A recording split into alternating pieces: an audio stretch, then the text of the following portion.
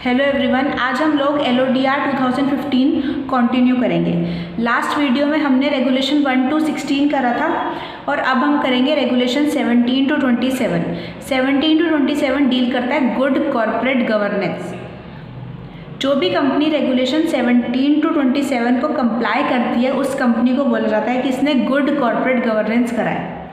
सबसे पहले रेगुलेशन 17 है कॉम्पोजिशन ऑफ डायरेक्टर्स। लेकिन हमें पता होना चाहिए कॉम्पोजिशन पढ़ने से पहले कि डायरेक्टर का मतलब क्या होता है। डायरेक्टर का मतलब लिखा है meaning of director, section 2 clause 34 of companies act. Director means a director appointed by the board of a company. Director वो डायरेक्टर होता है जिसको अपॉइंट करा है कंपनी के बोर्ड ने। अपॉइंट का क्या मतलब होता है?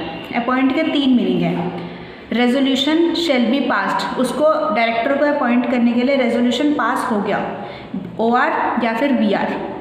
रिटर्न कंसेंट ले लियो, डायरेक्टर को रिटर्न कंसेंट देनी पड़ेगी, डायरेक्टर से रिटर्न कंसेंट लेनी पड़ेगी। और इस पर केस है ब्रिटिश मैच एम्पायर कंपनी। इस केस में क्या डिसाइड हुआ था, जो कंसेंट लेंगे डायरेक्टर से वो फ्री होनी चाहिए, कोई ज़बरदस्ती उसकी कंसेंट नहीं लेनी, उसकी फ्री कंसेंट होनी चाहिए, अपनी मर्जी से होनी चाहिए consent. And third is he shall assume the office, मतलब उसने ऑफिस जाना शुरू कर दिया हो, ये मतलब होता है अपॉइंटमेंट का। ये तीनों अगर सेटिस्फाई होते हैं तो मान लिया जाएगा कि डायरेक्टर अपॉइंट हो चुका है। उसके बाद सेक्शन 2 क्लॉज 10 में लिखा है board of director means collective body of directors of company. जितने भी डायरेक्टर्स है कंपनी में उन सबको मिला दिया जाए तो वो बोर्ड ऑफ डायरेक्टर्स माने जाते हैं। सिंपल। उसके बाद 2 तरीके के डायरेक्टर होते हैं, एक होल टाइम डायरेक्टर और part time director. Whole time director क्या होता है, कंपनी जो पावर एग्जीक्यूट करती है वो होल टाइम डायरेक्टर को देती है, मतलब जो डे टू डे अफेयर्स को चलाते हैं उनको होल टाइम डायरेक्टर कहते हैं। पार्ट टाइम डायरेक्टर को नॉन एग्जीक्यूटिव डायरेक्टर भी कहा जाता है, जो कभी कभी कंपनी में आते हैं उनको बोलते हैं पार्ट टाइम डायरेक्टर। उसके बाद अब पढ़ेंगे हम regulation 17 composition of board of director. 17(1)(a बोलता है listed company shall have optimum combination of board of directors of executive and non executive board of director and at least 50% of the board of director shall B non executive director. पहले इतना करते हैं। सबसे पहले इसमें बोला लिस्टेड कंपनी में, मतलब लिस्टेड एंटिटी में। LODR लिस्टेड एंटिटी पे लगता है, मैंने आपको लास्ट वीडियो में बताया था। लिस्टेड एंटिटी में ऑप्टिमम कॉम्पोजिशन होना चाहिए बोर्ड ऑफ डायरेक्टर का, जिसमें एग्जीक्यूटिव डायरेक्टर भी होने चाहिए, नॉन एग्जीक्यूटिव डायरेक्टर होने चाहिए। लेकिन नॉन एग्जीक्यूटिव डायरेक्टर कम से कम 50% होने चाहिए of total directors and 1 shall be women director. एक कम से कम वुमेन डायरेक्टर होनी चाहिए। वुमेन डायरेक्टर एग्जीक्यूटिव डायरेक्टर भी हो सकती है और नॉन एग्जीक्यूटिव डायरेक्टर भी हो सकती है। लेकिन इसमें एक चेंजेस भी आए थे। अब टॉप 500 लिस्टेड कंपनी को 1 अप्रैल 2019 से एंड टॉप 1000 लिस्टेड कंपनी को 1 अप्रैल 2020 से एक वुमेन डायरेक्टर को अपॉइंट करना है जो कि इंडिपेंडेंट डायरेक्टर होगी। मतलब ये हो चुका है, 1 अप्रैल 2019 भी निकल चुकी है, 1 अप्रैल 2020 भी निकल चुकी है। अब आज की डेट पे टॉप 1000 लिस्टेड कंपनी में एक ऐसी वुमेन डायरेक्टर होनी चाहिए जिसमें जो कि इंडिपेंडेंट डायरेक्टर होनी चाहिए। सिंपल। उसके बाद 17(1)(b क्या बोलता है, where the chairperson of board of director is non executive director. अगर चेयरपर्सन कौन है, नॉन एग्जीक्यूटिव डायरेक्टर है, then at least 1/3 of total director shall be independent director. अगर चेयरपर्सन कौन है, नॉन एग्जीक्यूटिव डायरेक्टर है, बोर्ड ऑफ डायरेक्टर में chairperson भी होता है ना एक, अगर वो NED है, नॉन एग्जीक्यूटिव डायरेक्टर है, तो टोटल डायरेक्टर्स में से 1/3 डायरेक्टर इंडिपेंडेंट डायरेक्टर होंगे। सिंपल। लेकिन अगर चेयरपर्सन एग्जीक्यूटिव डायरेक्टर है, ED है, तो 50% इंडिपेंडेंट डायरेक्टर होंगे। ठीक है। इसका प्रोवाइजो है 17(1)(b का एक प्रोवाइजो है, where non executive chairperson is a promoter of listed company और relative to any promoter, then half of the director shall be independent. अगर चेयरपर्सन नॉन एग्जीक्यूटिव डायरेक्टर है बट वो प्रमोटर है company का या फिर रिलेटेड टू द प्रमोटर है, फिर भी 50% इंडिपेंडेंट डायरेक्टर होंगे। सिंपल। 17(1)(c क्या बोलता है, टॉप 1000 लिस्टेड कंपनी में 1 अप्रैल 2019 shall have at least 6 director and top 2000 listed company 1 April 2020 shall have at least 6 director. Top 1000 listed company, ये टॉप कैसे आया? On the basis of market cap. जिस कंपनी की मार्केट कैप ज़्यादा होगी वो टॉप 1000 लिस्टेड कंपनी, और टॉप 2000 लिस्टेड कंपनी को 6 डायरेक्टर रखने होंगे कम से कम। वैसे तो पब्लिक कंपनी में 3 डायरेक्टर होने चाहिए, लेकिन LODR के हिसाब से 6 डायरेक्टर होने चाहिए। सिंपल। आगे देखते हैं। 17(1) क्या बोलता है? Where the listed company have outstanding SR equity share. अगर किसी कंपनी में ऐसे इक्विटी शेयर है जिसपे सुपीरियर वोटिंग राइट्स हैं, then at least half of the total director shall be independent director. अगर कंपनी में outstanding superior rights equity share है तो भी half of the total director independent director होंगे। सिंपल, बहुत आसान है अगर ध्यान से पढ़ा जाए तो। 17(1) क्या बोलता है? No listed company shall appoint or continue. कोई भी लिस्टेड कंपनी अपॉइंट नहीं करेगी, ना ही कॉन्टिन्यू करेगी ऐसे इंडिपेंडेंट डायरेक्टर के साथ जिसकी एज हो चुकी है 75 years, unless SR is passed.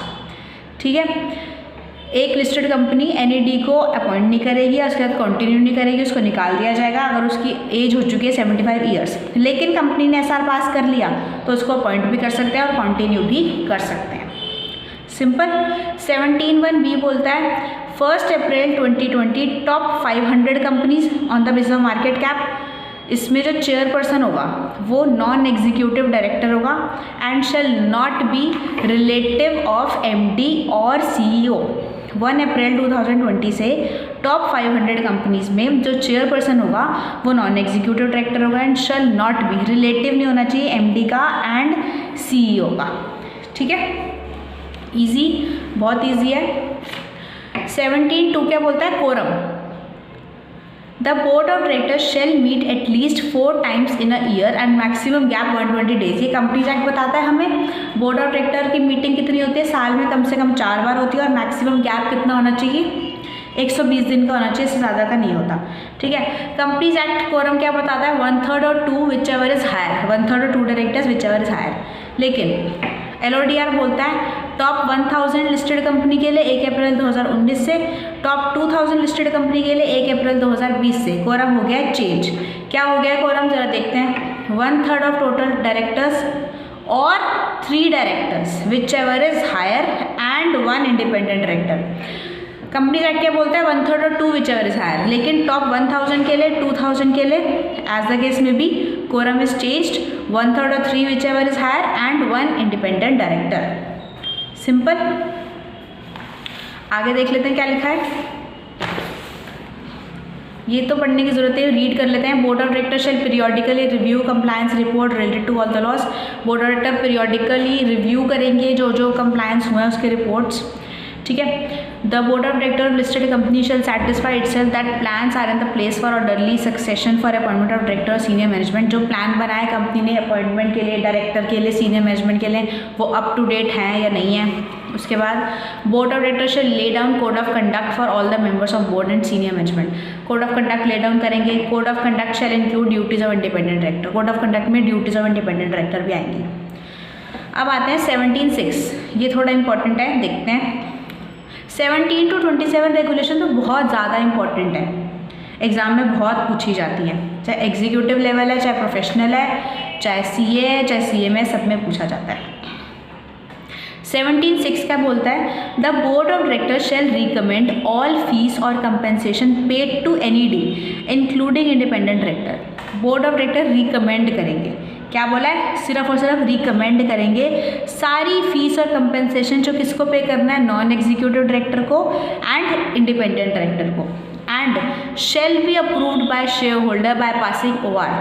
लेकिन अप्रूव कौन करेगा? उसको शेयर होल्डर पास कर अप्रूव करेंगे, तभी हम जो बोर्ड ऑफ डायरेक्टर ने रिकमेंड करी है फीस वो NED को और इंडिपेंडेंट डायरेक्टर को दे पाएगी कंपनी। सिंपल।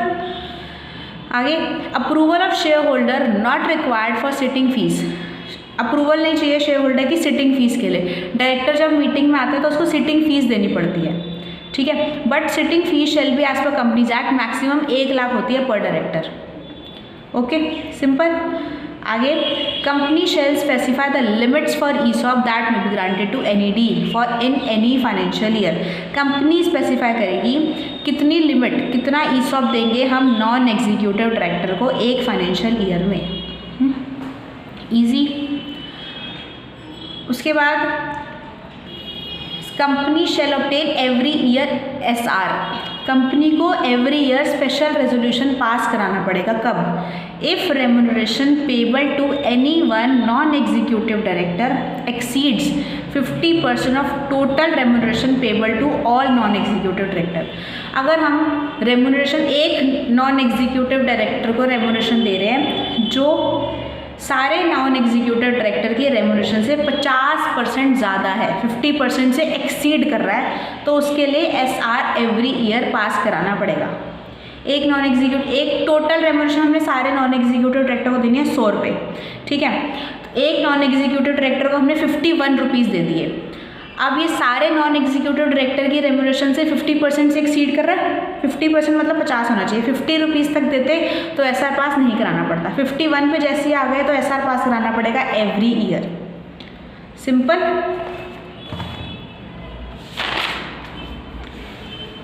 इसके बाद independent director shall not be entitled for ESOP. Independent director को ईसॉप नहीं दिए जा सकते। ईसॉप क्या होता है? Employee stock option plan. आगे, द फी और compensation payable to executive director. अब एग्जीक्यूटिव डायरेक्टर था, हमने पीछे क्या पढ़ा था? Non executive director. अगर 50% से एक्सीड कर जाता है नॉन एग्जीक्यूटिव डायरेक्टर की एक नॉन एग्जीक्यूटिव डायरेक्टर की, तो एसआर पास कराना पड़ेगा एवरी ईयर। बट ये है एग्जीक्यूटिव डायरेक्टर। अगर कंपनी में एक ही एग्जीक्यूटिव डायरेक्टर है और उसकी रेम्यूनरेशन एक्सीड कर जाती है 5 करोड़ और 2.5% of net profit whichever is higher. कितना एक्सीड कर जाती है? 5 करोड़ और 2.5% of net profit whichever is higher, then SR shall be pass. This is only for one executive director. Simple. लेकिन अगर कंपनी में एक से ज़्यादा एग्जीक्यूटिव डायरेक्टर है तो annual remuneration aggregate exceeds 5% of net profit, तो एसआर पास कराना पड़ेगा। अगर एक एग्जीक्यूटिव डायरेक्टर है और उसकी रेम्यूनरेशन एक्सीड कर जाती है 5 करोड़ और 2.5% of net profit whichever is higher, एक से ज़्यादा है, एक्सीड कर जाती है उसकी रेम्यूनरेशन 5% ऑफ नेट प्रॉफिट, तो एसआर पास कराना पड़ेगा। और ये एसआर वैलिड होगा till the entire tenure of the executive directors. Simple. उसके बाद इंपॉर्टेंट चीज़ पढ़ेंगे हम 17A में सिर्फ इतना याद रखना है कि मैक्सिमम 7 लिस्टेड कंपनी में एक डायरेक्टर बन सकता है। 7 लिस्टेड। वैसे तो कंपनीज एक्ट बोलता है, सेक्शन 165 क्या बोलता है? मैक्सिमम 20 कंपनीज में डायरेक्टर बना जा सकता है एक पर्सन। मैक्सिमम, उसमें से मैक्सिमम पब्लिक कंपनी कितनी होती है? 10 होती है। बाकी की कंपनी प्राइवेट होती है, ठीक है। 20 कंपनी में से 10 कंपनी पब्लिक हो सकती है, बाकी की प्राइवेट।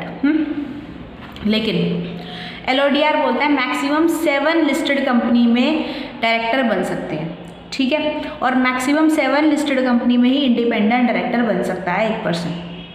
लेकिन अगर ऑलरेडी MD या WTD है किसी भी लिस्टेड कंपनी में, अगर वो पर्सन किसी लिस्टेड एंटिटी में MD या WTD है तो मैक्सिमम 3 लिस्टेड कंपनी में इंडिपेंडेंट डायरेक्टर बन सकता है।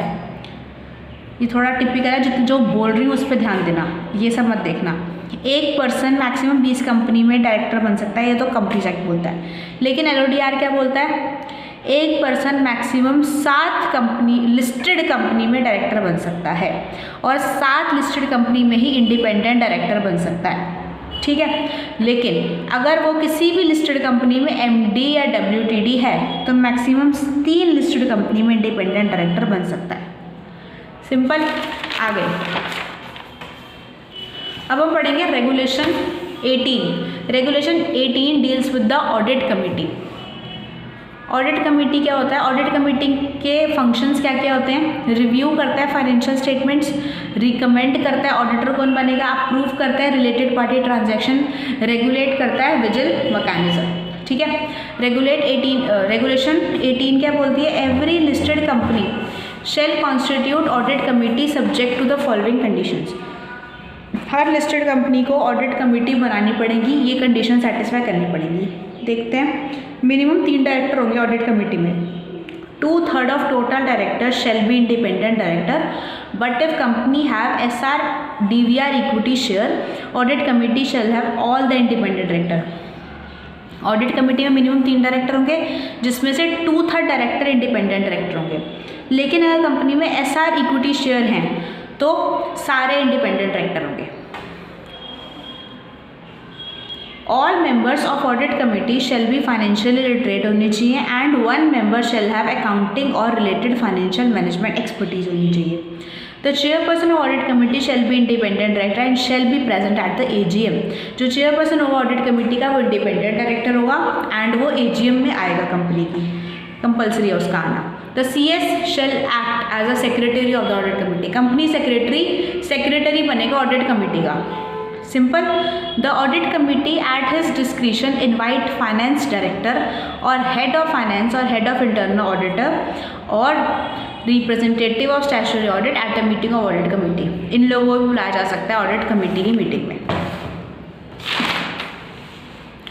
ऑडिट कमेटी की मीटिंग कितनी होगी? 4 मीटिंग होगी एक साल में और मैक्सिमम गैप 120 दिन का होगा। और कोरम क्या होगा? 2 डायरेक्टर और 1/3 of total director whichever is higher plus 2 independent directors. Simple. Audit committee shall have power to investigate on any matter within the terms of the preference. Audit committee कोई भी matter को investigate कर सकती है जो उसके functions के under आता है। Regulation 19 is nomination and remuneration committee. इसके फंक्शंस क्या है? नाम से पता चलता है, नॉमिनेट करती है और रेम्यूनरेट करती है।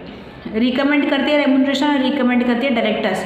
कौन कौन से डायरेक्टर्स अपॉइंट होने चाहिए, उनको क्या क्या रेम्यूनरेशन मिलनी चाहिए। ठीक है। Company shall constitute nomination and remuneration committee. इसमें भी 3 डायरेक्टर होंगे। सारे डायरेक्टर NED होंगे, सारे के सारे नॉन एग्जीक्यूटिव डायरेक्टर होंगे एंड 50% इंडिपेंडेंट डायरेक्टर होंगे। लेकिन एक एक्सेप्शन है इसकी, अगर कंपनी में ऐसा इक्विटी शेयर है तो 2/3 shall be independent director. Simple. उसके बाद the chairperson of the nomination remuneration committee shall be independent director but chairperson of listed company can not become chairperson of nomination remuneration committee. जो chairperson होगा इस committee का वो independent director होगा, but company का chairperson इस committee का chairperson नहीं बन सकता। सिंपल। कोरम होगा 1/3 और 2 whichever is higher plus at least 1 independent director. Nomination remuneration committee का जो चेयरपर्सन होगा मे प्रेजेंट एट AGM। आ भी सकता है, नहीं भी आ सकता, उसकी मर्जी है, लेकिन ऑडिट कमेटी के चेयरपर्सन को तो आना ही पड़ेगा। Okay. Number of meeting 1 meeting होगी। ऑडिट कमेटी में कितनी मीटिंग होती है? 4 होती हैं। ठीक है। Regulation 20 stakeholder relationship committee. ये जो कमेटी है बहुत ज़्यादा इंपॉर्टेंट है। LODR की कमेटीज़ बहुत ज़्यादा इंपॉर्टेंट है, बहुत पूछी जाती है एग्जाम में। जनरल फंक्शंस क्या है स्टेक होल्डर रिलेशनशिप कमेटी के? To resolve the grievances of stakeholder. ये कमेटी हेल्प करती है जो स्टेक होल्डर्स के, शेयर होल्डर्स के जो भी प्रॉब्लम्स है, ग्रीवेंसेस, उनको रिड्रेस करती है, रिजॉल्व करती है। Company shall constitute stakeholder relationship committee to look into various aspects of interest of shareholder, debenture holder, other security holder. ठीक है। चेयरपर्सन कौन होगा? नॉन एग्जीक्यूटिव डायरेक्टर होगा। एटलीस्ट 3 डायरेक्टर्स होंगे। सब में क्या याद रखना है? कम से कम 3 डायरेक्टर तो सब में होंगे। ये तो सब में कॉमन चीज़ है। इसमें हम कॉमन बातें अगर उठाते हैं ना तो हमको जल्दी से याद होता है। एटलीस्ट 3 डायरेक्टर्स होंगे and 1 shell be independent director होगा। इसकी एक एक्सेप्शन है, अगर SR इक्विटी शेयर है 2/3 shall be independent director. Okay.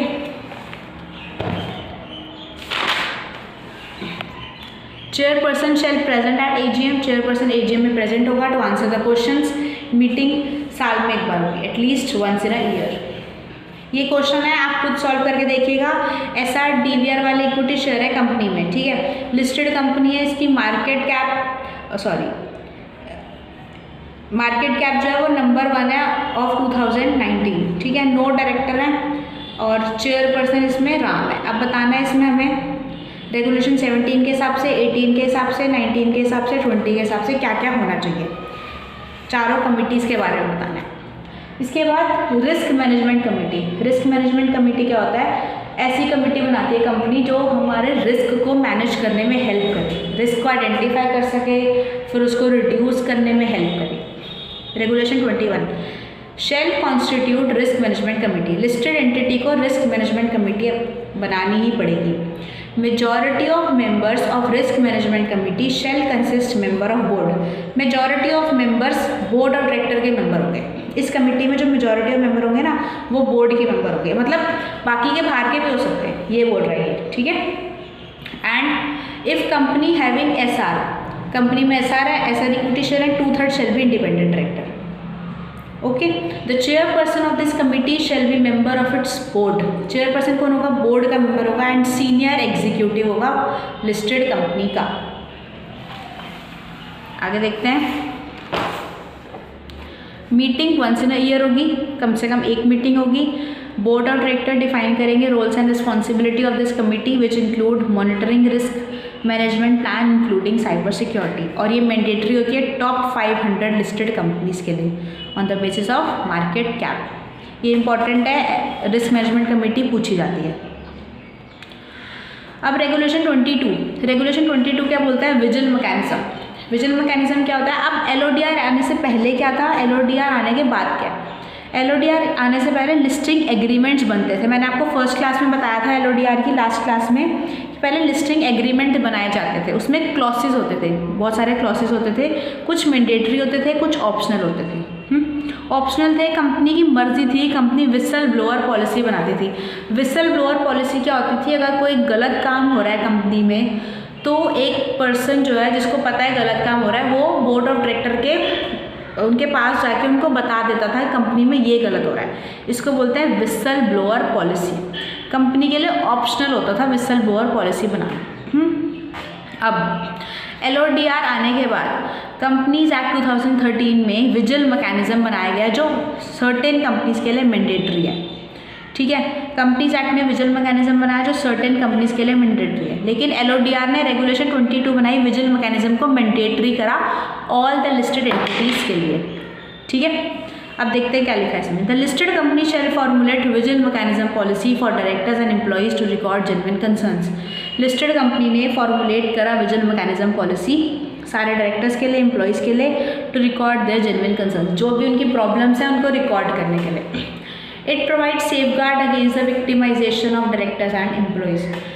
जो भी गलत हो रहा है डायरेक्टर्स के साथ, एम्प्लॉइज़ के साथ, उनको सेफ गार्ड करने के लिए बनाया जाता है। It provides direct access to the chairperson. अगर कुछ ज़्यादा इंपॉर्टेंट बात है, कुछ ज़्यादा ऐसी बात है जो हमारे हैंडल से बाहर है, तो उन केसेस में डायरेक्टली हम अप्रोच कर सकते हैं chairman of the audit committee in appropriate and exceptional cases, ठीक है। उसके बाद regulation 22, regulation 22 deal with the related party transactions. Related party transactions होते हैं कुछ। Regulation section 188 of the companies act 2013 बताता है related party transaction.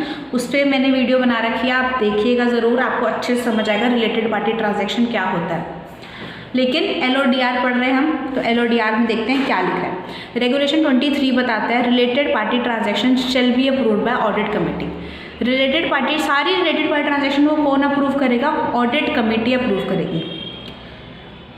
The listed company shall frame a policy. Listed company को पॉलिसी बनानी पड़ेगी on materiality of related party transaction and dealing with the related party transaction. दो policy बनानी पड़ेगी, materiality पे and dealing with the RPT related party transaction. और इस policy को रिव्यू करेंगे board of director once in a 3 years। 3 साल में एक बार बोर्ड ऑफ डायरेक्टर इनको रिव्यू भी कर लेंगे। अब आप सोच रहे होंगे मटीरियलिटी का मतलब क्या होता है, तो देखते हैं। Materiality means regulation 23 sub regulation 1 के एक्सप्लेनेशन में लिखा है मटीरियलिटी का मतलब। Materiality means if transaction with related party, अगर हम कोई ट्रांजैक्शन कर रहे हैं रिलेटेड पार्टी के साथ, वो एक्सीड कर जाती है 10% of annual consolidated turnover of listed company whether individual और taken together with previous transactions during a financial year. Materiality का मतलब क्या होता है? कोई भी ऐसी ट्रांजैक्शन रिलेटेड पार्टी के साथ जो एक्सीड कर जाती है annual consolidated income turnover of the listed company, चाहे इंडिविजुअल या फिर सारी ट्रांजैक्शंस को मिलाकर इन अ फाइनेंशियल ईयर, ठीक है। लेकिन अगर पेमेंट कर रहे हैं रिलेटेड पार्टी को रिगार्डिंग ब्रांड नेम और रॉयल्टी, तो मटीरियलिटी कितनी मानी जाएगी? 5% मानी जाएगी। अगर हम पेमेंट कर रहे हैं रिलेटेड पार्टी को रिगार्डिंग यानी ब्रांड नेम और रॉयल्टी दे रहे हैं उसको किसी चीज़ की, तो shall be consider material exceeds 5% of the annual consolidated turnover. Simple. इसके बाद all the related party transaction shell be approved audit committee, बता दिया था मैंने, ठीक है. उसके बाद ऑडिट कमिटी में grant omnibus approval for related party transaction subject to conditions. Omnibus approval क्या होता है? इकट्ठे अप्रूवल दे दी, 1 साल के अप्रूवल एक ही बारी में दे दी कि कभी जब भी ये वाली ट्रांजैक्शन होगी तो हमारी अप्रूवल पहले से ही ऑडिट कमेटी ने दे दिया. ऑडिट कमेटी ओमनीबस अप्रूवल भी दे सकती है. ओमनीबस अप्रूवल का मतलब लमसम अप्रूवल, इकट्ठे अप्रूवल देना. Audit committee shell lay down criteria for granting omnibus approval. Criteria lay down करेगी, नीड बताएगी कि हमको क्यों देनी चाहिए, और ओमनीबस अप्रूवल शैल स्पेसिफाई, उसमें क्या क्या लिखा होना चाहिए? Name of related party, nature of transaction, period of transaction, maximum amount of transaction. ठीक है. लेकिन अगर ये चीज़ें हमें पता नहीं चल रही ऊपर वाली, तो फिर रिलेटेड पार्टी ट्रांजैक्शन के लिए हमें ओमनीबस अप्रूवल चाहिए. तो कितनी हो सकती है? 1 करोड़ पर ट्रांजैक्शन के हिसाब से अप्रूवल ली जा सकती है. ठीक है. ईजी है, कोई मुश्किल नहीं है, बहुत आसान है. ध्यान से समझोगे तो बहुत ईजीली समझ आएगा. Audit committee shall review on quarterly basis details of related party transaction entered into by company pursuant to omnibus approval. Audit committee quarterly review करेगी omnibus approval वाली transactions को. Such omnibus approval valid है 1 साल के लिए. Okay. omnibus approval 1 साल के लिए valid है, उसके बाद दोबारा omnibus approval लेना पड़ेगा. All material related party transaction में शेयर होल्डर की अप्रूवल चाहिए.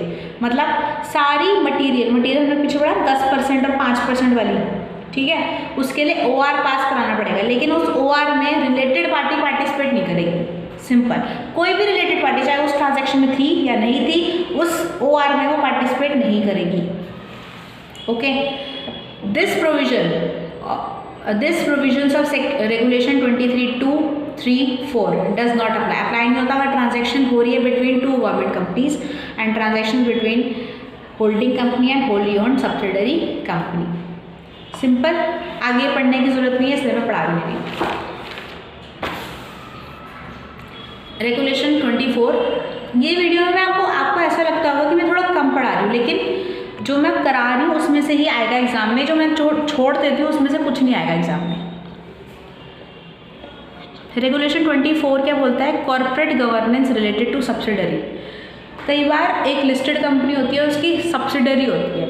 सब्सिडरी कंपनी या होली ओन्ड सब्सिडरी कंपनी. एक और होती है material unlisted subsidiary company. Regulation 24 किसके बारे में बातें करता है? Material unlisted subsidiary company. Material unlisted subsidiary company का होता है, पहले ये देखते हैं. कोई भी सब्सिडरी कंपनी जिसकी इनकम या फिर नेटवर्थ एक्सीड कर जाती है 20% ऑफ कंसोलिडेटेड इनकम और net worth of the listed company and it's subsidiaries.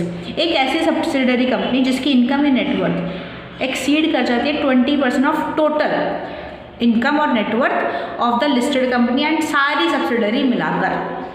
ठीक है. तो अगर ऐसी कोई कंपनी है तो लिस्टेड एंटिटी का जो इंडिपेंडेंट डायरेक्टर होगा वो होल्डिंग कंपनी बन जाएगी, लिस्टेड कंपनी और सब्सिडरी कंपनी. ठीक है. जो होल्डिंग कंपनी का इंडिपेंडेंट डायरेक्टर होगा, कम से कम एक इंडिपेंडेंट डायरेक्टर होल्डिंग कंपनी का subsidiary material unlisted subsidiary company का इंडिपेंडेंट डायरेक्टर बनेगा. ठीक है. Audit committee of holding company shall review financial statement of material unlisted subsidiary company. Audit committee जो होगी होल्डिंग कंपनी की, लिस्टेड कंपनी की, वो रिव्यू करेगी financial statements of the subsidiary material unlisted subsidiary company. Minutes of subsidiary company shall be place before board of director of listed company. Minutes board of director के सामने रखे जाएंगे. Listed company shall not dispose share in its material unlisted subsidiary company resulting in shareholding less than 50% और cease to exercise control over the subsidiary company. Listed company इतने share नहीं बेच सकती जिसकी वजह से उसका जो शेयर होल्डिंग है 50% से कम हो जाए या फिर उसका कंट्रोल चला जाए. लेकिन डिस्पोज ऑफ कर सकती है SR पास करके, और SR पास नहीं करना 230-232 में. 230-232 deals with the compromise and arrangement. ये बहुत इंपॉर्टेंट सेक्शन है. 230-232. इसके बाद listed company material unlisted subsidiary company के मोर देन 20%